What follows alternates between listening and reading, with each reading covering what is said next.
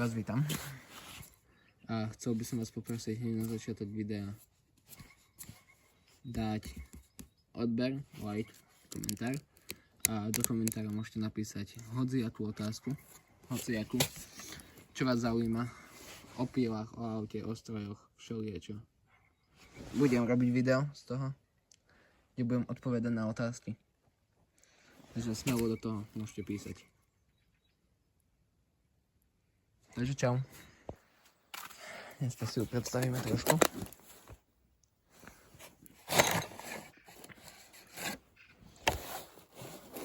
Minulé bolo videjko o mojej 50, dneska bude o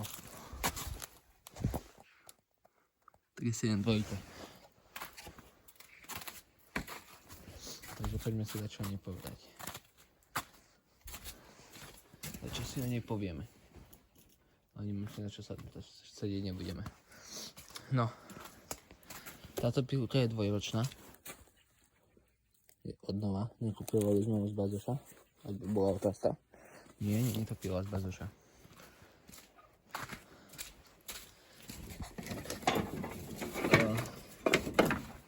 Čo bolo na nej menené? Bolo na nej menená jedna vec. Bežná vec. No, bežná to až to nie je. A bol to karburátor. Lebo pila pri naštartovaní bežala, ale pri pridaní plynovej páčky zdochla. Ako keby benzíny došiel. Zábor bolala a zdochla. Proste ju zadusilo. Keď sme ju prefútli, tak šla. Ale na druhý deň, takže nešla. Na druhý deň nešla. A nešla na druhý deň a zistili sme to, že bol karburátor a membrány na hovno, že membránu lepilo. Takže šla do servisu, v servise bola mesiac a vrátila sa. Takže to je asi tak všetko. No a ešte lišta je tu nová, lebo starú nám zlomilo. A one, jedno čo sme mali ešte doma, tak to liečko, roztvorilo lištu. Pila nie je upgradovaná, je v základe. Obyčajný piest. Všetko je tak ako bolo, iba karburátor je starý.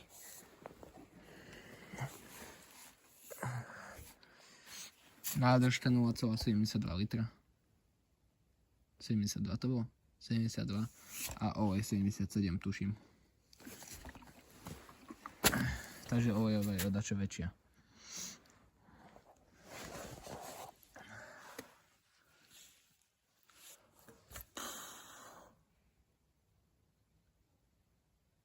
Máme 3 píly doma. Dve takéto 372 a jedno 550.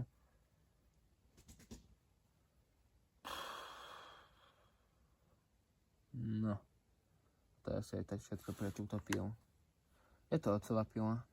Robím s ňou akože aj ja, ale tak väčšinou oco.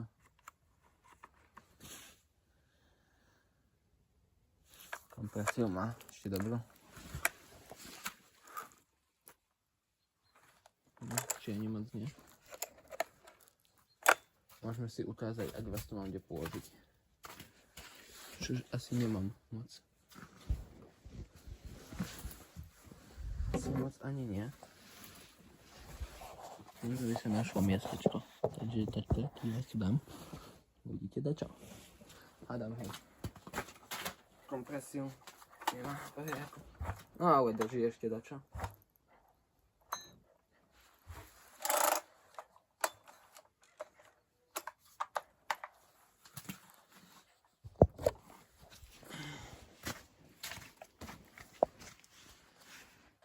Akurát mám pocit, že odchádza pružina v štartovaní, lebo nevráca riadne. A ináč je bombová tá píla. Čistá váha je okolo 7, nejakých 8 kg možno. Aby som nekecal, neviem, ale ťažká je dosť. plnými nádržkami. Neudržím ani. Takže tak, to by bolo asi všetko.